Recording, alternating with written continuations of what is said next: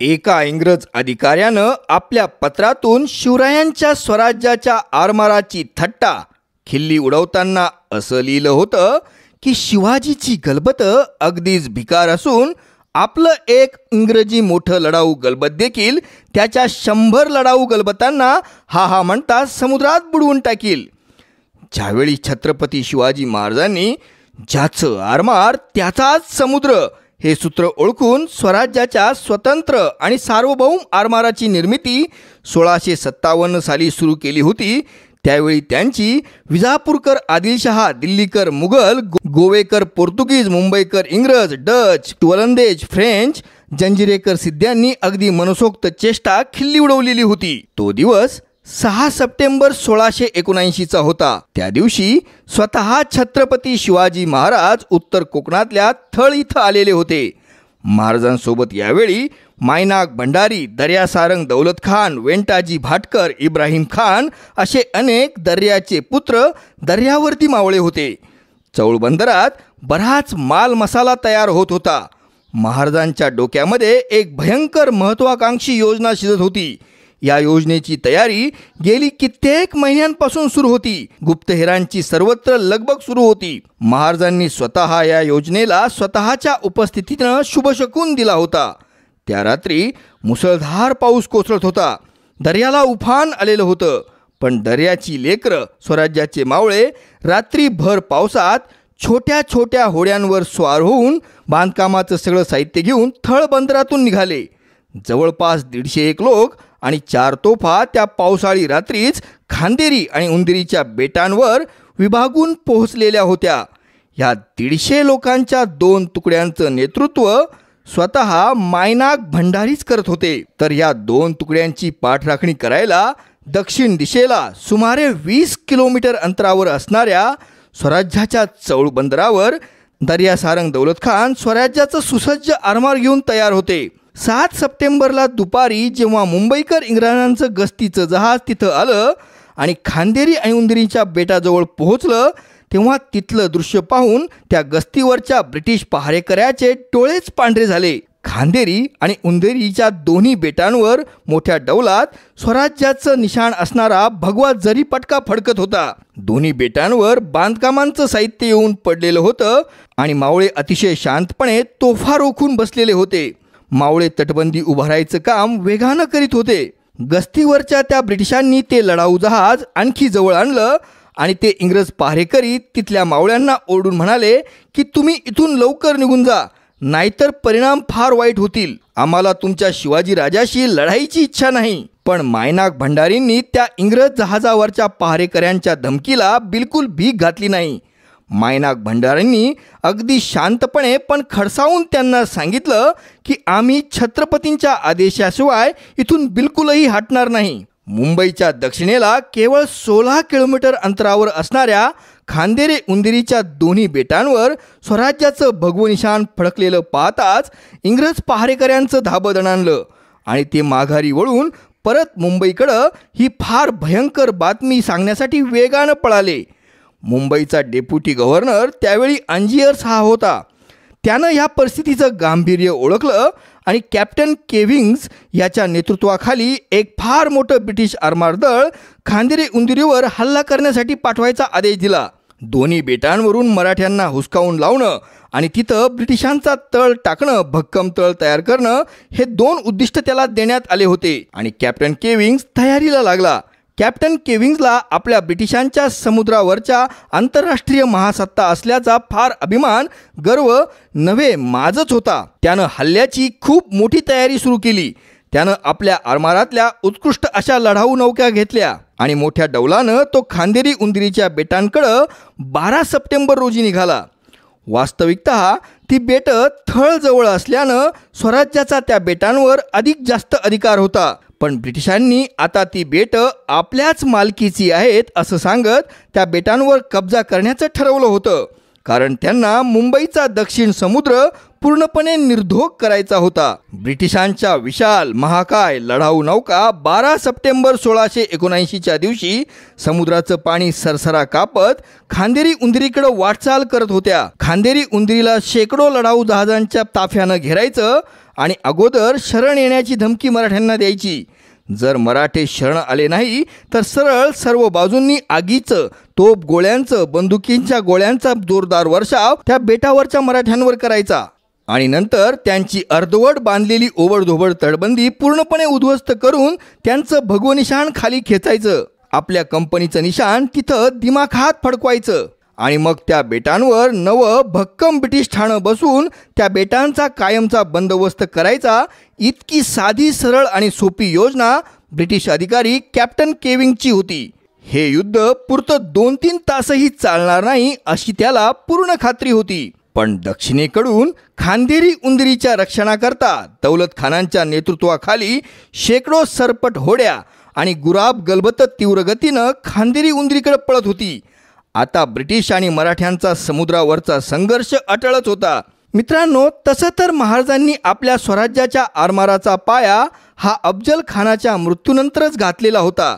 पण कुठल्याही भारतीय सत्तेसाठी स्वतःचं सार्वभौम आरमार बनवणं म्हणजे काही सोपी गोष्ट नव्हती. मुघल बादशहा स्वतः इतका शक्तिशाली आणि श्रीमंत होता, पण तरीही त्यानं असा कधी नाद केला नव्हता, कारण तो नाद फार अवघड होता. मजबूत आणि लढाऊ नौका बसवण्याचं तंत्रज्ञान त्यावेळी भारतीयांकडे नव्हतंच. तोफांनी सज्ज असणाऱ्या नौका बनवणं म्हणजे सोपं काम नव्हतं. म्हणून महाराजांनी पोर्तुगीजांशी तह केला होता आणि 300 पोर्तुगीज जहाज बांधणी तज्ज्ञ इंजिनियर्स त्यांनी आपल्या कल्याणच्या कारखान्यात त्या कामासाठी पदरी ठेवलेले होते. पण जेव्हा पोर्तुगीजांनी महाराजांना 21 छोटी गलबतं बांधून दिली होती, तेव्हा पोर्तुगीजांना महाराजांच्या मनातल्या महत्त्वाकांक्षा कळाल्या होत्या आणि मग त्यातला पुढचा धोका ओळखून सगळे पोर्तुगीज अर्धवट कामं सोडून काही वर्षांनी पळून गेले होते. पण यावेळेपर्यंत महाराजांना असं काही भविष्यात होईल याचा पूर्ण अंदाज अगोदरच आला होता. चाणाक्ष महाराजांनी आपल्या अडाणी कोळी भंडारी मावळ्यांना हे युरोपियन जहाज बांधणीचं तंत्रज्ञान आत्मसात करून घ्यायला सांगितलं होतं आणि स्वराज्याच्या साध्या बोळ्या तंत्रज्ञांनी कोळी बांधवांनी युरोपियन जहाज बांधणीचं हे तंत्र अत्यंत अल्पावधीत शिकून घेतलेलं होतं. महाराजांनी त्यांना पूर्ण पाठबळ आशीर्वाद दिला आणि मराठी तंत्रज्ञांनी पोर्तुगीजांचं जमेल तेवढं तंत्रज्ञान आणि देशी जुगाड एकत्र करून लढाऊ जहाजांचे अनेक वेगवेगळे प्रकार स्वतःच शोधून काढलेले होते. मराठी गुराबा, मराठी तारवे, तरांडी, मराठी गलबत, महागिऱ्या, सरपट होड्या, मचवे, तिरकाठी पाल असे कुणीही आजवर न ऐकलेले आणि न पाहिलेले अनेक स्वदेशी लढाऊ घोड्यांचे प्रकार स्वराज्याच्या तंत्रज्ञांनी अस्तित्वात आणले होते. स्वराज्यासाठी छोट्या छोट्या सरपट होड्यांपासून मोठ्या मोठ्या लढाऊ गलबतापर्यंत मोठा जहाजांचा ताफाच बनवला गेला होता. स्वराज्याच्या आरमाराचा हा ताफा जवळपास 601 लढाऊ जहाजांचा बनलेला होता. 5000पेक्षाही जास्तीची स्वराज्याच्या नाविक सेनेची संख्या होती. एवढंच नव्हे तर ह्या स्वराज्याच्या स्वदेशी कारखान्यांमध्ये आता लढाऊ जहाजांसोबतच महाराजांनी आता चक्क व्यापारी जहाजांचीही निर्मिती सुरू केली होती आणि ह्या जहाजांद्वारे महाराजांनी आता मस्कत, ओमान, इजिप्त, इराण ह्या देशांसोबत आंतरराष्ट्रीय व्यापारालाही सुरुवात केली होती. त्यातून स्वराज्य भरपूर नफाही कमवत होतं. स्वराज्याच्या आरमाराची ही वाढती ताकद पाहून धास्तावलेले पोर्तुगीज, इंग्रज आणि मुरुड जंजिरेकर सिद्दी एकत्र आले होते. या तिघांची एक अभद्र आघाडी किंवा संयुक्त मोर्चा प्रस्थापित झाला होता. तसं पोर्तुगीज, इंग्रज आणि जंजिरेकर सिद्दी या दोघांपासूनही फटकून राहायचे. पण मुंबईकर इंग्रज आणि जंजिरेकर सिद्दी यांची मात्र घट्ट मैत्री होती. हे दोघं एकमेकांना वेळोवेळी फार मदत करायचे. तसं महाराजांनी मुरुड जंजिऱ्याच्या वायव्य दिशेला पद्मदुर्ग किल्ला उभारून जंजिरेकर सिद्ध्यांवर प्रभावी नियंत्रण ठेवण्याचा प्रयत्न केला होता. मुंबईकर इंग्रज आणि जंजिरेकर सिद्दी यांची युती तोडण्याचा प्रयत्न केला होता. पण तरीही मुंबईकर इंग्रज आणि जंजिरेकर सिद्ध्यांच्या एकमेकांना होणाऱ्या समुद्री सहाय्याला खंडित करण्यासाठी आणखी काहीतरी ठोस करण्याची गरज होती. आणि मग 1679 सालाच्या सुरुवातीलाच महाराजांना ती गुरुकिल्ली सापडली होती. मुंबईच्या दक्षिणेला 16 मैलांवर थळ गावाजवळ समुद्रात असणारी खांदेरी आणि उंदेरी बेटं. जर ह्या दोन्ही बेटांवर स्वराज्याचा भक्कम आरमारी तळ जर टाकता आला असता तर मुंबईलाच शह देता आला असता. जंजिरेकर सिद्ध्यांची आणि इंग्रजांची प्रभावित ताटातूट करता आली असती. पण यामध्ये मुख्य अडथळा असा होता, या सगळ्या भागात इंग्रजी युद्धनौकांची सतत पहारेकरी गस्त असायची. त्यावेळी इंग्रजांकडे ज्या मोठ्या आकाराच्या युद्धनौका होत्या त्या 500 ते 600 टन इतक्या प्रचंड वजनाच्या होत्या आणि त्या एकेका नौकेवर एका वेळी 36 तोफा आणि 120 सैनिक ठेवता यायचे. खोल समुद्रात इंग्रजी आरमार म्हणजे महासत्ताच होतं. इंग्रजांच्या या महाकाय हिरवेंज आणि हंटर जातीच्या लढाऊ नौकांची दहशत इतकी मोठी होती की फ्रेंच, पोर्तुगीज, सिद्धी आणि मुघल हेही इंग्रजांच्या रिव्हेंज आणि हंटर जहाजांच्या नावानंच नुसते घाबरायचे. पण नंतरच्या काळात महाराजांच्या स्वदेशी तंत्रज्ञांनी यावेळेपर्यंत मोठी मोठी लढाऊ गलबतं बनवायला सुरुवातही केली होती. स्वराज्याच्या मोठ्यातल्या मोठ्या लढाऊ गलबताचं वजन त्यावेळी 200 ते 300 टन इतकं होतं. त्यावर एका वेळी 12 तोफांसहित 30 ते 40 नौसैनिक बसू शकायचे. पण स्वराज्याच्या मोठ्या युद्धनौका ब्रिटिश युद्धनौकांपेक्षा फार जास्त चपळ होत्या आणि महाराजांचे नौसैनिक समुद्राचे दर्यावर्दी पुत्र असल्यानं फार प्रशिक्षित होते. जेव्हा महाराजांच्या जहाज बांधणीच्या कारखान्यांमध्ये स्वदेशी बनावटीची मोठी गलबतं तयार होऊ लागली तेव्हा मात्र महाराजांनी इंग्रजांना आव्हान देण्याचं ठरवलं. 12 सप्टेंबर 1679चा हा दिवस म्हणजे स्वराज्याच्या आरमाराचा दफन दिन, अंतिम दिन म्हणूनच इतिहासात नोंदला जाईल याबाबत कॅप्टन केविन्सला 100% खात्री होती. जगातल्या सर्वात मोठ्या समुद्री महासत्तेसमोर शिवरायांचं हे आत्ता उदयाला आलेलं स्वराज्याचं आरमार हे त्याच्या मते लुटुपुटीचं खेळण्यातलं आरमार होतं. ब्रिटिशांच्या छोट्या पितळी तोफांचं त्यावेळी जगातलं सर्वात मोठं गिराईक म्हणजे छत्रपती शिवाजी महाराज हेच होते. ब्रिटिशांचं व्यापारी हित शिवरायांशी जोडलं गेलेलं होतं. या छोट्या पितळी तोफांच्या व्यापारात इंग्रजांना फार फायदा व्हायचा. म्हणून हे युद्ध जमेल तेवढं टाळण्याची सूचना सुरतकर इंग्रजांनी कनिष्ठ असणाऱ्या मुंबईकर इंग्रजांना दिली होती. त्यामुळंच जेव्हा खांदेरी उंदरीच्या बेटांजवळ शेकडोंच्या संख्येत असणाऱ्या ब्रिटिश आरमाराच्या ताफ्याला अडवायला जेव्हा स्वराज्याच्या आरमाराच्या शेकडो सरपट होड्या, गुराबं, गलबतं, मचवे तरांडे पोहोचले तेव्हा या केविन्सला फारच हसू आलं.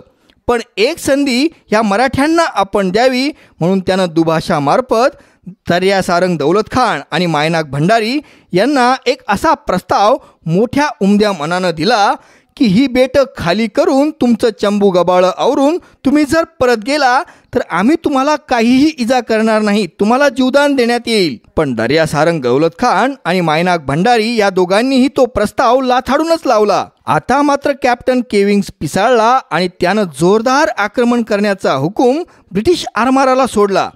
ब्रिटिश गलबतांवरच्या तोफा धडाधड कडाडू लागल्या. आगीचे जळते गोळे उंचावरून स्वराज्याच्या आरमारावर पावसासारखे कोसळू लागले.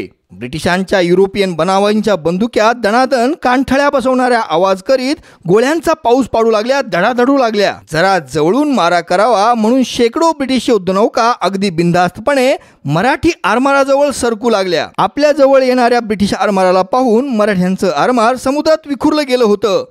सरपट होड्या सैरावैरा वेगवेगळ्या दिशांनी तिरक पळू लागल्या होत्या. आपल्यावर कोसळणारे तोफगोळे चुकवीत गुराबा, मचवे, तांडे सापांसारखी नागमोडी वळणं घेत इकडं तिकडं पळत होते आणि त्यांची ती भेदरलेली अवस्था पाहून कॅप्टन केविन्स आणि त्याचे ब्रिटिश नौसेना अधिकारी पोट धरून धरून हसत होते.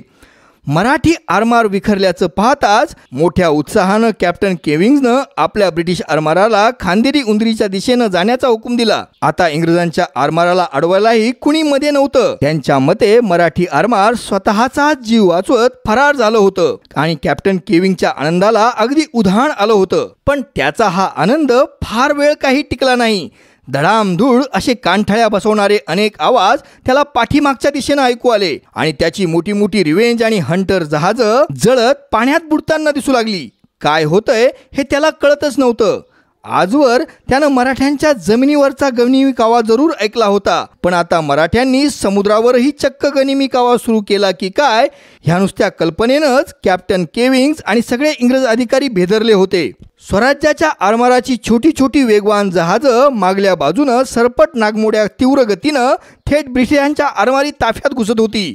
आपल्या छोट्या छोट्या पितळी तोफांनी फार जवळून बार काढून डोळ्याची पाती लवते ना लवते अशा तीव्र गतीनं नागमोडी वळणं घेत सरपट पळूनही जात होती. काही छोटे छोटे मचवे तर मावळे पूर्ण ताकदीनं वल्लवत जवळ आणत होते आणि ब्रिटिशांच्या जहाजांमध्ये मशाली, तेलाचे पेटलेले बोळे फेकून पळून जात होते. आणि ब्रिटिशांच्या मोठ्या जहाजांवर मराठ्यांनी फेकलेल्या तेलाच्या बोळ्यांमुळं आणि मशालींमुळं दारुगोळ्याच्या साठ्याचा इतका काही भयंकर विस्फोट होत होता की त्या जहाजांचे तुकडेही शिल्लक दिसत नव्हते. आणि अशा रीतीनं इंग्रजांच्या आरमारातील जहाजांची संख्या फार तीव्रतेनं झपाट्यानं कमी कमी होत होती. खांदेरी जवळचा निळाशहार अरबी समुद्र म्हणजे आता ब्रिटिश आरमाराची दफनभूमीच बनलेला होता. मग पावसाळ्याच्या दिवसांमध्येही कॅप्टन केविंगच्या अंगातून घामाच्या धारा झरझर वाहू लागल्या होत्या. तिथून मुंबई बेट फक्त 16 किलोमीटर अंतरावर होतं. पण तिथपर्यंतही आपण स्वतःचा जीव वाचून पोहोचू शकू की नाही ही शंका आता त्याला भेडसावत होती. त्याच्या ब्रिटिश आरमाराचं फार प्रचंड मोठं नुकसान झालेलं होतं. तेव्हा नाईलाजानं त्यानं आपल्या सगळ्या आरमाराला तडक मागं वळायचा आदेश दिला. शिवरायांच्या मराठ्यांच्या आरमाराला कमजोर समजण्याची फार मोठी किंमत कॅप्टन केविंगला खूप मोठं नुकसान देऊन चुकवावी लागली होती. इंग्रजांचा 12 सप्टेंबर 1679 रोजी खांदेरीजवळ फार दारुण पराभव झाला होता. कसंबसं उरलेलं इंग्रजी आरमार जीवानीशी मुंबईला पोहोचलेलं होतं, पण ते फार भेदरलेलं होतं. ब्रिटिश अधिकारी सुरतकर इंग्रजांना ह्या घटनेनंतर पत्रातून असं कळवतो, "We shall not be able long to oppose him. These little creeping boats deceive us to admiration." म्हणजे आपण आता शिवाजी राजाच्या आरमाराला रोखू शकणार नाही. मराठी आरमाराच्या या छोट्या छोट्या सरपट नागमोडी चालणाऱ्या युद्धनौका आमच्या हातीच लागत नाही. आपल्या इंग्रजी मोठ्या मोठ्या युद्धनौकांना सहजरित्या फसवून मराठ्यांच्या छोट्या छोट्या होड्या अगदी जवळ येतात आणि असा काही जबरदस्त दणका ठेवून देतात की त्यांच्या कौशल्याची प्रशंसा करावी की स्वतःचा जीव वाचवावं हे काही ब्रिटिश अधिकाऱ्यांना कळतच नाही. आपण शिवाजी राजांच्या युद्धनौकांचा सखोल अभ्यास करून त्यांचं अनुकरण केलं पाहिजे. आपल्याला जर जिंकायचं असेल तर शिवाजी राजांसारख्या छोट्या छोट्या वेगवान होड्या आपल्याही आरमारात पाहिजे. मित्रांनो, 12 सप्टेंबर 1679च्या या दणदणीत पराभवामुळं इंग्रज फार हादरलेले होते. त्यांनी तातडीनं सुरत बंदरातून आणखी खूप सारं आरमार मदतीसाठी बोलवलं. गोवेकर पोर्तुगीज आणि जंजिरीकर सिद्ध्यांकडेही वकील पाठवून त्यांची मदत मागितली. पण यावेळी पोर्तुगीजांनी तर साफ नकारच दिला, हात वर केले. पण जंजिरेकर सिद्ध्यांनी मात्र इंग्रजांना मदत करण्यासाठी फार धडपड केली. पण दर्या सारंग दौलत खानांच्या आरमारानं पद्मदुर्गाचा आधार घेऊन जंजिरेकर सिद्ध्यांच्या आरमाराला खूप धोपटून काढलं आणि पळवून लावलं. यानंतरही 2 महिने ब्रिटिश आरमारानं जीवाचा अगदी आटापिटा केला. पण प्रत्येक वेळी जबरदस्त फटके स्वराज्याच्या आरमाराकडून त्यांनी खाल्ले. ब्रिटिश आरमाराची सगळी इज्जत, त्यांचा सगळा अभिमान, त्यांचा सगळा अहंकार स्वराज्याच्या नवख्या आरमारानं फार ठेचून ठेचून काढला होता. आणि मग ते शेवटी आपली इज्जत वाचवण्यासाठी डिसेंबरमध्ये एक फार मोठा आरमारी हल्ला ब्रिटिशांनी खांदेरी उंदरीच्या बेटावर करायचं ठरवलं होतं. त्यांच्या आरमाराची त्यासाठी फार मोठी जुळवाजुळव चाललेली होती. खूप सारा दारुगोळा त्यांनी बंदराजवळ आणूनही ठेवला होता. पण मुंबईकर इंग्रजांना अचानक अशी काही भयंकर खबर लागली की त्यांची ही महान हल्ल्याची सगळी योजनाच बारगळली गेली. स्वतः छत्रपती शिवाजी महाराज कल्याणजवळ 4000 उमदं घोडदळ जमून दुसऱ्या रस्त्यानं मुंबईवर जमिनीच्या मार्गानं हल्ला करणार होते. तसंच त्याचवेळी स्वराज्याचं सगळं आरमार पूर्ण शक्तीनं मुंबई बंदरावर तुटून पडणार होतं. मुंबईवरच भगवा झेंडा फडकवण्याची शिवरायांची ती योजना होती.